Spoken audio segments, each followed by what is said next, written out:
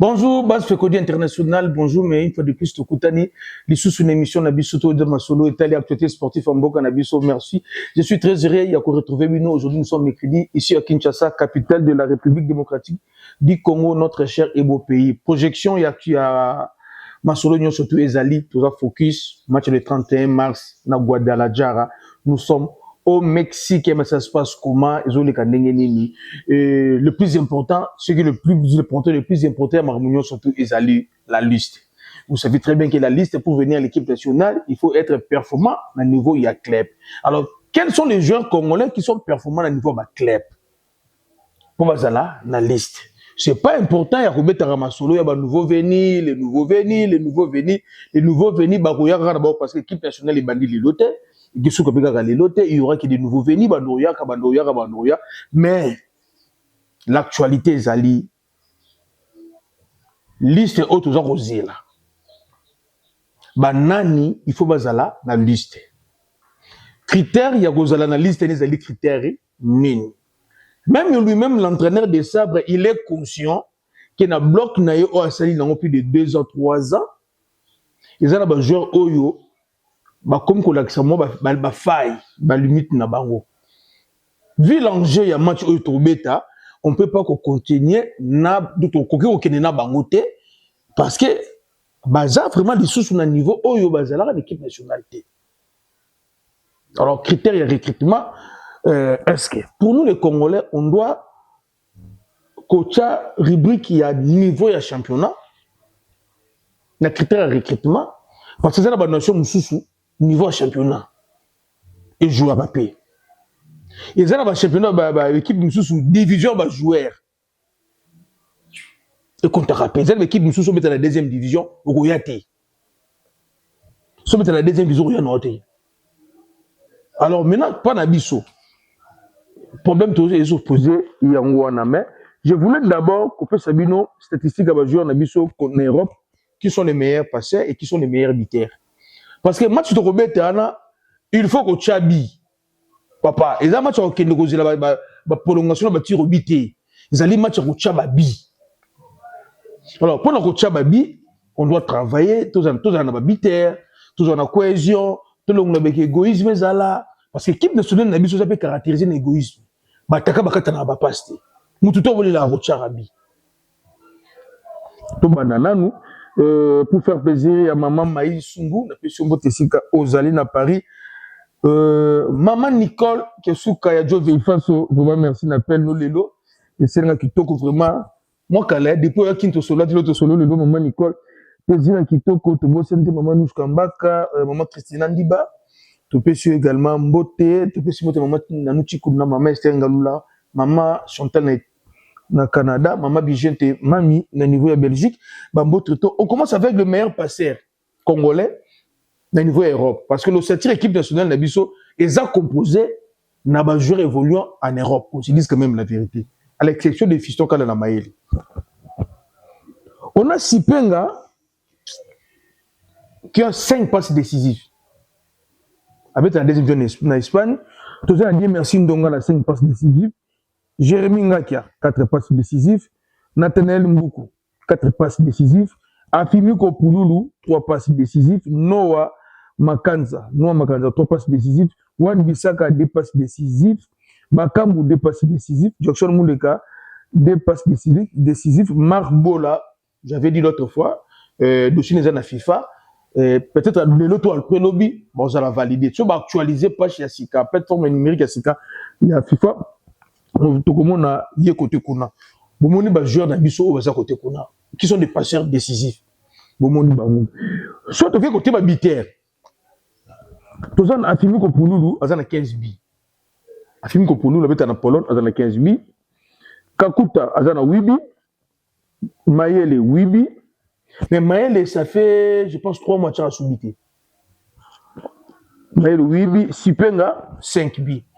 Parmi les meilleurs passeurs, Sipenga Azali. Parmi les meilleurs buteurs, Sipenga Azali habite dans la deuxième division d'Espagne. On a vu ceux qui viennent de marquer comme but la semaine passée. Mais, jusqu'à aujourd'hui, apparemment, comme on peut douter de l'équipe nationale. Ils disent qu'on va être bala.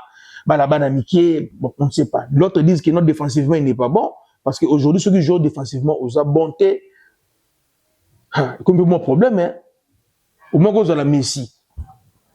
Rocky Bouchiri, on a 5 buts. Noah Makanzi également, on a 4 buts. Edo Kaïm, on a 3 buts. Mouka, on a 2 buts. Oscar Kabou, on a 2 buts. Samuel Sende, Azapé également, on a 2 buts. Ça, c'est juste tableau de peindre regard pour noter la meilleure buteur, la meilleure passeur, équipe nationale, na biso. Nasi Binomoko, vous comprendre. Dengue Eza, Kokende, côté Kono, on va évoluer maintenant dans le dossier Oyo parce qu'il y a un problème. Kadhafi Mawete, Bazali Wana, Bulldozer Wantete, Batuaza Ebele, Balingafi, Benga Tosololaka. Problème tout ça dans mon psycho. Notre charnière centrale est composée na Twanzembe, na Chancel Mbemba. Twanzembe, il est fixé, il est blessé, on s'en arrive pendant 3 semaines. Aujourd'hui, nous sommes les 11. Suite au sali 3 semaines, ça fait 21 jours, plus 11, donc jusqu'au 3 mars, Nde Twanzembe à Rozonga. Rééducation, ça va nous prendre combien de temps? Parce que les 3 semaines, on n'a pas dit que nos 3 semaines, il copie la rééducation. On a dit que non, report 3 semaines. Tendon d'Achille.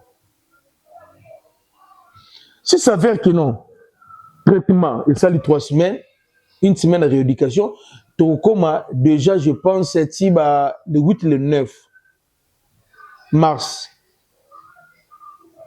Et à 2 à 3, 4 jours avant liste Ebima. Ça va se passer comment? Le souhait de tous les Congolais, c'est que notre Twanzembe Azala. Mais nous devons être aussi prudents. Parce que tout le monde peut jouer à un choc, traitement, et que moulaï koleka nengi wat wakani saki. Mais tout souhaiter Twanzembe, bonne chance côté Panaï. De l'autre côté, Chancel Mbemba, je pense que la semaine Robeta, parce que Robeta va titulaire dans le carton, Chancel Mbemba Robeta. Mais Chancel Mbemba, son cas ne rassure pas. Le cas de Chancel Mbemba commence à diviser. Il y a signé qui aussi une année, et le club là, il a besoin de Mbongo, peut-être. Au lieu de faire ça, jouer na bango, va Chancel Mbemba dans la vitrine. Moutou baroté kana bango yeti. C'est aussi ça qui est un problème. D'où est-ce que les actifs problème il y a âge à solo, ne edimi, tonini. Parce que nous tous nous connaissons que non, joueur na biso o ou na foot, bako ça va âge. Même dans le dossier Chancel Mbemba, il y a problème où âge est supposé à la période Mogoboui. Il y a âge na bima de licence. Est-ce que le problème âge? Ndem te comme bima vraiment solo. To ezali ina na vandagi na Marseille. Ndem fait na ngulandi. To manque il y a aussi la préparation il y a championnat na Lille. Ndem ko bima parce que le Chancel Mbemba qu'on voit aujourd'hui au moins ko bi Chancel Mbemba té.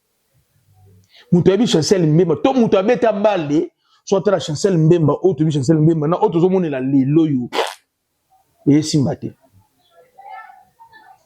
Mais c'est lui le capitaine. Koto Twanzembe. Moi problème mon Kezali, Chancel Mbemba sa situation est inquiétant aussi. Alors on peut pas croiser les doigts comme ça ou les mains. Tout le monde non, bango bonga, tout c'est là bango. Non, tout c'est l'équipe nationale. À part les deux là, c'est ici qu'il faut l'entraîneur à Salah Moussala. À part Chancel Mbemba na Twanzembe, à Rekitara Bouchiri, na Steve Kapouati. Je pense ceux qui entraînent à Rekitara Bango, ceux qui estiment qu'ils vont à niveau équipe nationale. Ceux qui l'entraînent estiment qu'ils vont à niveau équipe nationale. Mais si vous voulez dire ça, on va Congolais, Bango qui a ça la nini l'équipe nationale. Admettons que tu as Coupe du Monde en gros, tu as blessé, c'est même sur carton. C'est le moment est venu que Twanzembe n'a pas capable de prouver dans Mokili qu'il va mériter la sélection dans Bango. Il faut pas prouver. Moi, je voulais poser une question ici parce que sur la plus statistique, il y a Bouchiri. Capot, il y a Bouchiri d'abord. Vous allez voir cette saison, Bouchiri a joué 25 matchs sur 30. Donc, ça veut dire, de 5 matchs qu'il a raté parce qu'il y a qui canne. Soit qu'il y a qui canité, Bouchir allait jouer les 30 matchs surtout. Il a joué 25 matchs dans le club Naye et 25 fois il a titulaire. Pour qui Bouchir. Tant de jeunes ils allaient 2397 sur 2941. Tant de jeunes. Donc c'est un joueur titulaire indiscutable. Donc si on t'a déjà tellement que non, à part un mois où il qui n'a qu'un. So tu as 2 semaines à préparation, donc tu as 6 semaines à rattaquer. Mais si tu as le temps de jouer, Azan en retard, il y a, comment on peut, Azan en retard, il y a 600 minutes. Or, 600 minutes, ils ont dans de 6 à 7 matchs.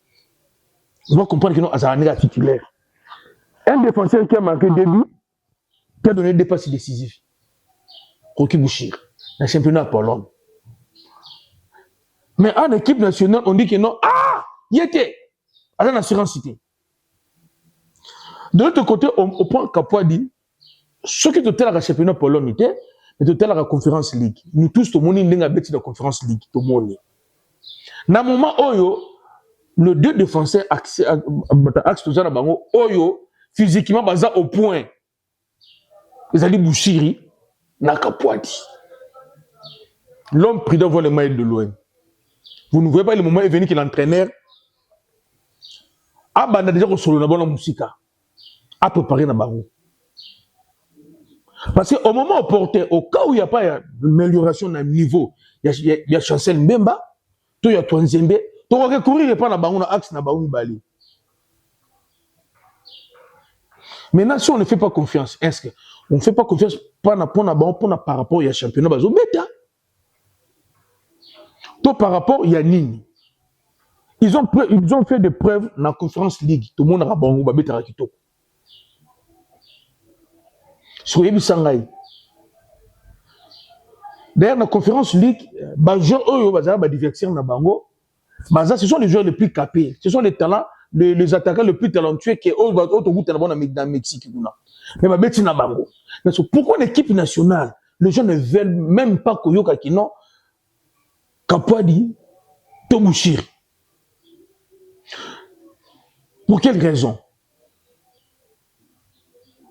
C'était pareil. Il y a une question. Tant que l'équipe nationale, il y a un salami.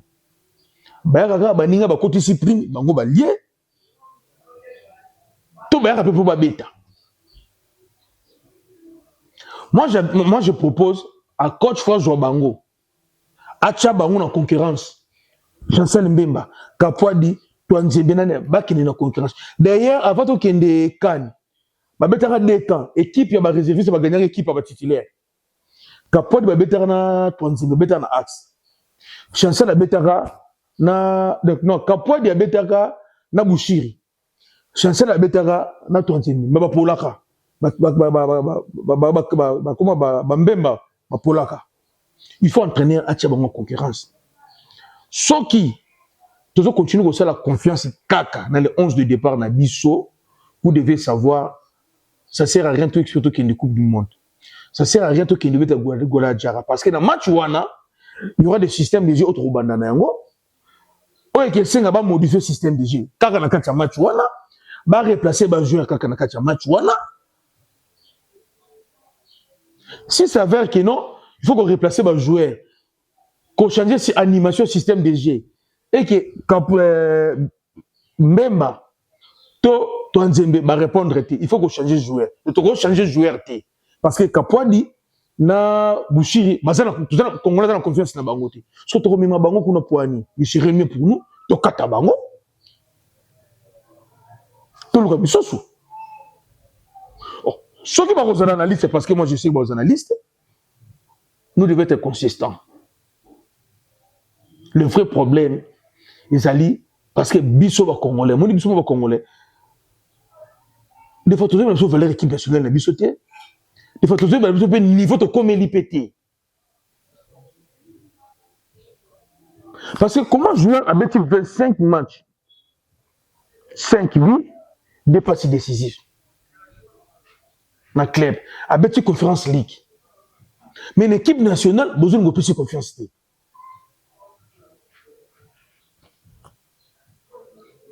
Oh, au lieu et place, Babette raté. Base la confiance à Batouté. Il serait mieux pour nous. Tout le monde. Moi, je ne suis pas ici pour nous militer, pour nous Kapwadi to Bouchiri. Mais tant que Congolais, tant que fécodiste, nous prévenir Congolais surtout, l'équipe nationale na biso. Au cas où les comité liste bima, tout au comité de Mexique, et ça dit que Chancel Mbemba, sa situation dans le club évolue kakaté. Twanzembe, récupération naïe. Et contredit de pronostic il y a 3 semaines. To Kenina banani, to faisait banani. Comme tous les moments est venu pour conscientiser bango, coach bon la concurrence. Il faut que l'entraîneur a sur l'ana bango. Il faut qu'entraîneur sur l'ana bango. C'est vraiment point de vue dans un côté axe nabiso parce que point fort équipe nationale nabiso ils allaient défense et aujourd'hui défense nabiso na axe Twanzembe. Problème, to éviter ti na mode de c'est qu'il nini quand Chancel Mbemba ata beti to zaka na moi doute parce que Chancel Mbemba n'a plus ses jambes de 20 ans, qu'on se dise quand même de vérité. Sur Otali participation na biso na CAN, vous allez remarquer ba faille à Chancel Mbemba. Heureusement pour lui, Anos a toujours non couvrir pas Twanzembe. Vous allez remarquer. Merci. Peut évoluer côté kuna et ça la plaisir na Galvino D6 maman batunyo surtout bolinga fikodi tellement merci côté kuna toya likambo ya Alvaro Mavididi bana fikodi naza koloba ngo nazalaka contre joueur te na fikodi au final la joueur te to soutenir ba joueur mais niveau de ngo kendele na challenge tozana yango ezo senga biso to longola ba sentiment. Tout ça, derrière, nous sommes joueurs, nous sommes dans une équipe nationale. Diallo le Salama, une équipe nationale. Et par après,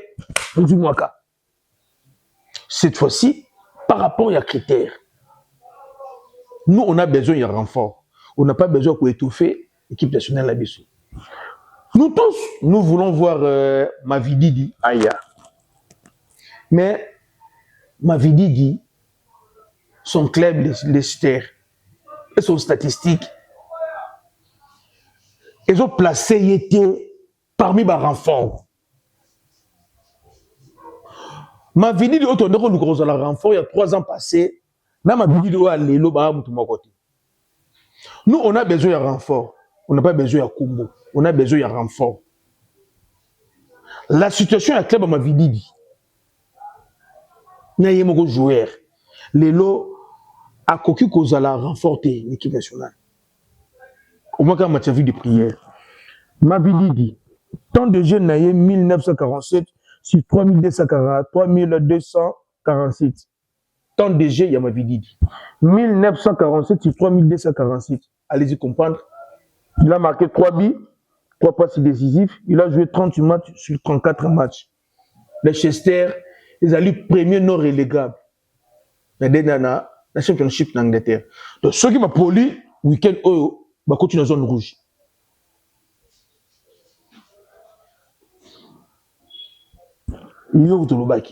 Les problèmes peut-être avec Kapwadi, Nabouchiri, pour tout le championnat Pologne vraiment.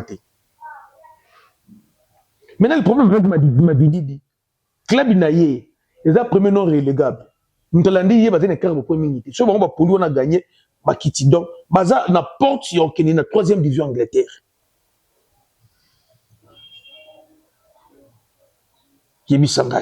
On doit toujours continuer à courir derrière un joueur ou à dans la 3e division.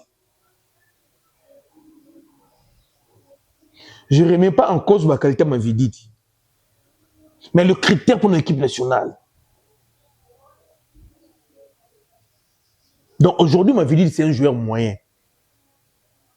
Comme les autres sont des joueurs moyens. Ce ne sont pas des joueurs top. Si performance personnelle, il y a Mavididi, ils ont au-dessus, il y a performance peut-être, il y a club, parce qu'ils ont pas me souffrir de la vérité. Équipe et cause les a bien, mais joueur Yemoko a bien. Performance à Mavididi, par rapport à ce que nous voulons dans Mavididi, dans le comité. Mavididi n'est pas mauvais. La performance est individuelle. C'est là que notre joueur taille l'équipe nationale. Nan ndenge to noka disema Mavididi dans le comité. Aza toujours massé. Maintenant, c'est l'entraîneur a décidé. Mais comme déjà il a bénéficié de la formation ma casse paye bien, peut-être on a une équipe nationale, il faut booster le moral naïe. Il faut booster le balai naïe, ils allaient rappeler. À une équipe nationale, à une équipe nationale, comme booster. Moral naïe, booster le balai naïe. C'est l'entraîneur, bon, ça va choix naïe. Mais quand un niveau fait que nous voulons porter un éclaircissement, n'a pas fait que c'est surtout, que ma vie actuellement, c'est pas un joueur top. Et son club, ils sont dans la zone de Bakabasseli. Donc, si on peut compter pour un renfort, on ne peut pas compter dans ma vie d'aller comme renfort. Tout ça est clair, honnête. Mais c'est l'entraîneur de décider, pas nous. Le niveau, il y a qu'on décide. Dylan Makwa, aux dernières nouvelles, on m'a envoyé une vidéo, la fête du mariage, je pense, il y a famille. Dylan Makwa, là, tu chemise à Liputa, la famille, Azobi Nanzembo, notre pour RDC. Non, quand il y a la polémique, il y a la nationalité, il y a été au besoin comme les réseaux sociaux.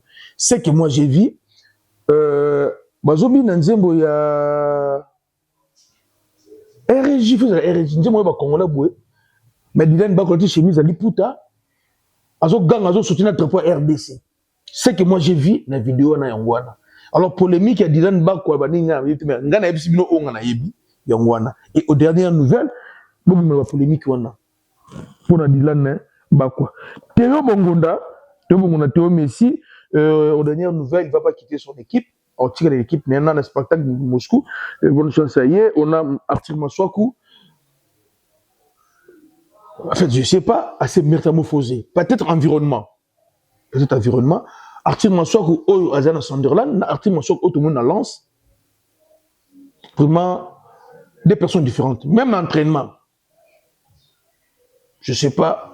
Il a boosté moral. Côté Kuna, vraiment, Sadiq Bakam, on a vu contre le match qu'ils ont joué contre Atlético, on a vu ce qu'il allait comment. Le travail défensif à Norsala, dans le couloir, on a empêché Lukman, même milieu du terrain, même il n'a pas marqué, mais on a vu Sadiq Bakam. Physiquement, il était au point. Et c'est un message très fort. Parce que ces derniers temps, tous les joueurs, comme on a lancé un message l'entraîneur, que je suis au point, je suis au point, je suis au point, tous les joueurs. Ce que Bakam a fait là, c'est bon. Wan Bissaka, 6e titulation consécutive de la Première Ligue. Et la 6e titulation consécutive, il a se Sibiso dans 3 matchs consécutifs. Il a beaucoup gagné des points sur le plan défensif. Wan Bissaka. Sur le plan défensif, dans 3 matchs consécutifs, il a gagné beaucoup de points. Félicitations à Wan Bissaka. Côté Wana, vraiment, merci. Il a joué 18 matchs sur 23 et les 5 matchs à Rataki à Zalaï Nachan. Il faut comprendre, 2 fois passé décisif. Vraiment, merci. Côté Nayekuna et Salabiso, plaisir. Tozonga na mboka, tobete masolo sukoyo, ya mboka. Sombele suka bisanga.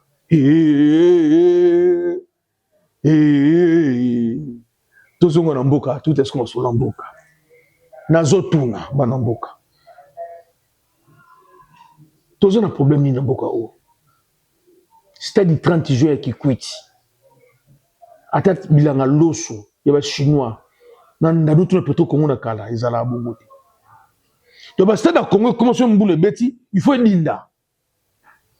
C'est-à-dire 30 joueurs qui quittent, Kabassé. Déjà dans le Bakango, dans la Ligue qui quitte, le président de la Ligue qui quitte, a comment dire le père? C'est lui-même qui décide dans Romata, dans Rokita, match qui est ma wapi, il n'est que ça la manengeni. Mais niveau de terrain, il y a c'est-à-dire 30 joueurs qui quittent dans l'Eli. Na leli na tuni tout ça na ba konji na mboka oyo tout ça na ba konji te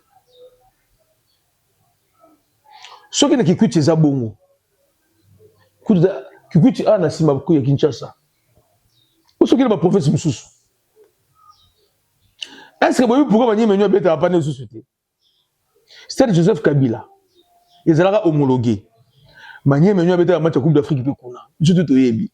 Il est beaucoup de kuna, beaucoup de kuna kati. On a un sérieux problème, il y a un entretien, un bâtiment sportif, toujours comprendre. Tout est dans Kinshasa, dans le stade du 20 mai. La maison préfabriquée, c'est un hôtel ou une chambre. Les gens étaient en Lilo. Des gymnastes basé na stade Tata Raphaël. Oyo ko to na bunira jido na sima. Na o mususu wana bokende kuna botala na kati eza ndenge nini. Mais bizarrement, basale la ngote. Donc basale la ngote pas. Comme tu bunda ma pe sukunate. Et là basale ma pe beaucoup de basale de fête. Rien. Matiti nde bantiti. Surtout oko ba no betonde ya jido asuka kuna. Na biso talampuku boyo nde ba nyona mone na Maroc. Mpuku na biso mpuku mpuku. Donc mpuku on encore côte le na problème matiti makiti bokini. Un sérieux problème, il y a un entretien. Un sérieux problème, il y a un entretien. C'est Tata Raphaël Yemoko. L'air de G, piscine. Ministre Akanga Kiango, tu déploras qui, tu lobby, ministre a compris que non, ayo qui fait Godi. Ayo fait Godi, a raison. C'est Tata Raphaël a servi 3 provinces, province à Kinshasa, Céleste, des équipes, Équateur, non, Céleste, Équateur, na manier meignon, dans ce Kanyango, donc ça fait un championnat. Parce que Maniema et Betara Awa, Céleste les ont tapé Awa, y compris ma ligue idée et Betara Awa, reste Douana. Ministre Yoki, Basali réunion, dans la réunion, na réunion, ministre a dit ok, pour mes athées, et l'autre me sont retenus, ils ont que calendrier, moi tu dois semaine Oyo, ils ont reprogrammé, Basal calendrier Moussou, parce que je m'en retard, ministre a accepté, championnat ils ont un bêta, à condition que non, mais ça là pour notre tournoi INIFAC et continue au Salama. D'accord, nous sommes d'accord, mais le ministre a donné des conditions. Le club est signé un acte d'engagement. Il y aura des sanctions pour le club qui va supporter ce boulot. Des sanctions qui sont sévères, parmi les conditions que le ministre a posées pour libérer ces bêtas, c'est qu'on a retenu, on a chargé que le club. C'est comme si le club devait être fautif. Et pourtant, le club nous a la charge de la sécurité il y a match. C'est le club. C'est l'organisateur qui doit prendre ses dispositions. L'organisateur, c'est l'INAFOOT. Et l'INAFOOT n'a pas de policiers, ni des agents de sécurité. L'INAFOOT a sollicité la sécurité dans le ministère de l'Intérieur. Donc, l'État congolais. Avant l'État congolais, à la décision au ministre Didier Boudimbazu, il fallait un ministre intérieur. Na ministre sport, basa la réunion, basolola, basa la état des lieux. Il y a un dispositif sécuritaire oyo, l'état congolais tinda dans le stade. Est-ce que kokaka, to kokaka te, ils ont rendé nini, basa l'évaluation nango à ce moment-là, ba tirer conclusion. Ministre sport, a solo na collègue na ministre de l'intérieur, te parce que possible outaka, bitku akangi. Vous sur place, il y a un sérieux problème, il y a effectif. Vite contre les aigles du Congo, même pas 50 policiers. Vous dans le stade. Stade, il fait à 4 entrées. Ce voiture policier n'a pas entré Libanda. Alors, na 4, c'est tout autour du stade du Verme. Il faut que tu policier. Na 4, c'est il faut que tu policier. Pour ta sécurité. Lorsque vous envoyez 48 policiers ou 50 policiers, na 4 portes déjà, Basili. Et en plus, les gens de sécurité vont dire Nakakuna. Bazana moral ni. Est-ce que Bazana équipé? Bazana équipé. Bazana moral ni. Ils sont Bayakawana. Pour moi, Lukaba Koti Sakamat. C'est ça aussi le vrai problème. Le gens de sécurité vont dire dans un stade de martyr, moral zéro. Bazapé équipé. J'ai toujours dit, Bamo grosso na stade. J'ai toujours dit, Bamo grosso na stade.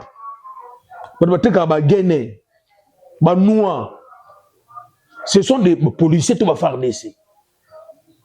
Donc les gens qui sont censés, il y a encore la sécurité dans le stade.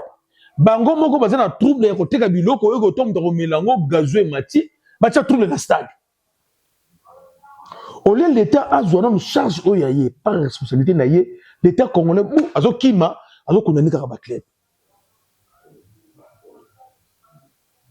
C'est ça aussi.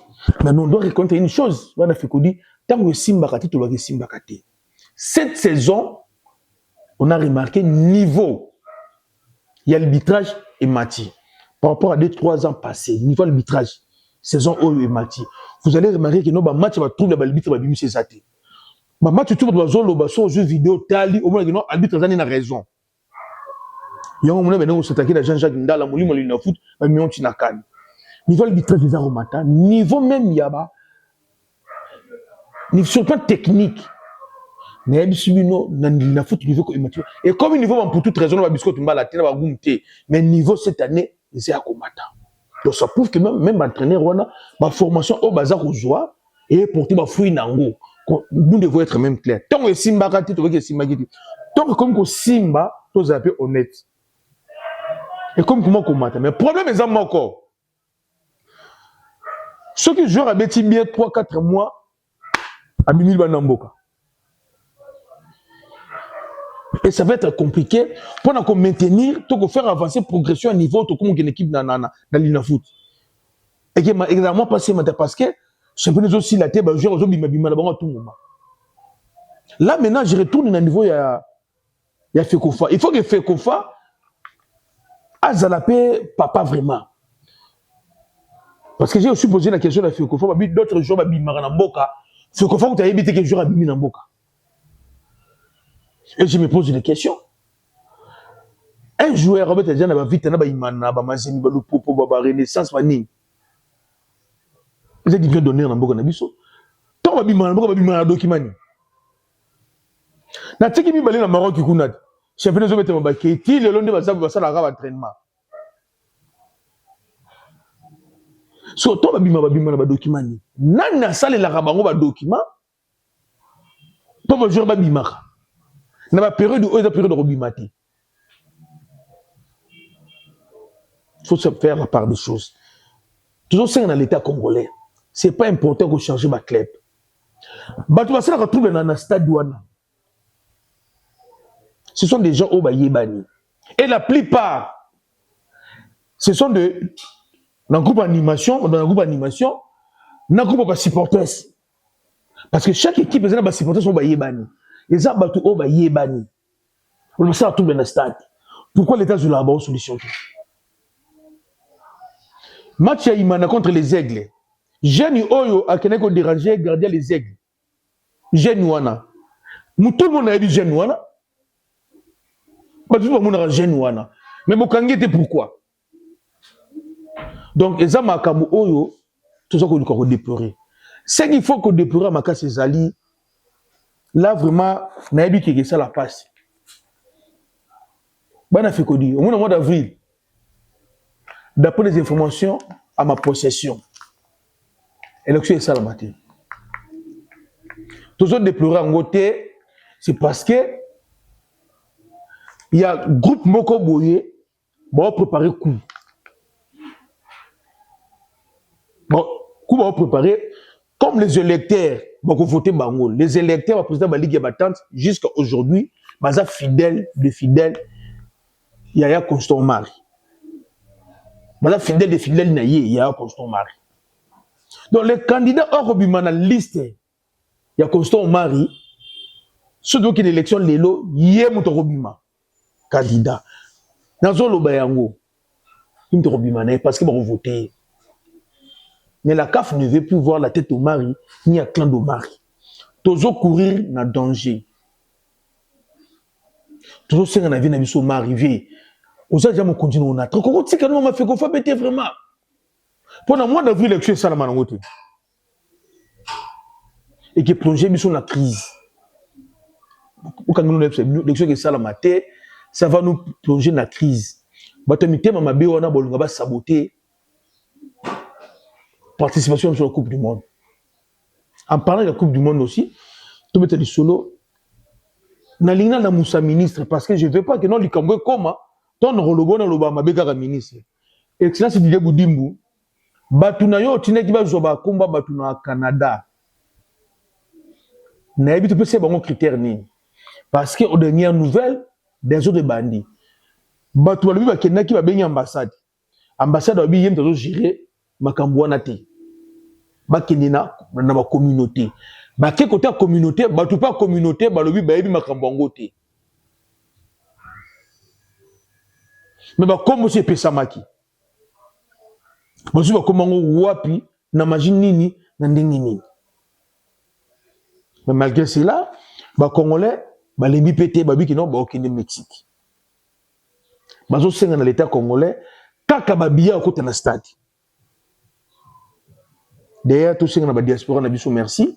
Ba tu na Texas, na Houston, na Dallas, na papa ici à Jacksonville, la personne moto ce que zali, mais lorsque pendant na New York City, ma beauté na Bosente KDK service et pas à moi Mboka le PDG occupe également. Merci à votre union surtout au bord c'est mobilisé pour nous côté kuna les lots d'après des informations nous avons chaque jour les Congolais qui vivent net dans l'Occident, tout l'Amérique du Nord, au basé dans la situation régulière. Basé dans problème visaté pour nous Mexique. Mais tout aussi dans l'état congolais babillé. Si y a moyen, boti kabiso ta Kinshasa to vanda. Boti so ta Kinshasa to vanda, bon na biso ta Kinshasa, bo sombe la bato wana babillé. To ki ko soutenir équipe nationale. Parce que match wana ezama tu vas fantirité. Match wana ezama tu vas fantirité. Vous comprenez? Ndenge balobaka bazo tuka biso. Moni Mexique. Tonto kende kuna. Moni jamais ki abanisa ndeba balobaka azo tuka biso. Dazo mekra so mike. Oh, bango baza na équipe ité, RDC na équipe to bima na ba discours wana. To beta kana ouais. To beti 4 matchs to tikelo sepelate. Est-ce que vous voyez bien ngo? C'est la première fois RDC beta 4 matchs à sepelate na kan. To longo na phase de plus de sepelate na match moko. C'est parce que match contre Benin, tu connais un match facile. Tu as gagné, tu as mis dans un faux match. Match contre Sénégal, tu as sali nil, c'est bien la bisoté. Match contre Botswana, tu as gagné, c'est pénalité. Parce que tu as facile. Match fait c'est pénalité, match contre Algérie, tu as pour c'est pénalité. Tu as mis ça dans Moutou, bana fait kodi. Match contre Nouvelle-Calédonie, tu as Jamaïque, et ça match facilité, et ça match en Congo. Nous devons nous préparer en conséquence. En amont, critères, il y a liste de joueurs de notre équipe nationale. Autre qui n'a pas en mars, c'est ça les vrais problèmes.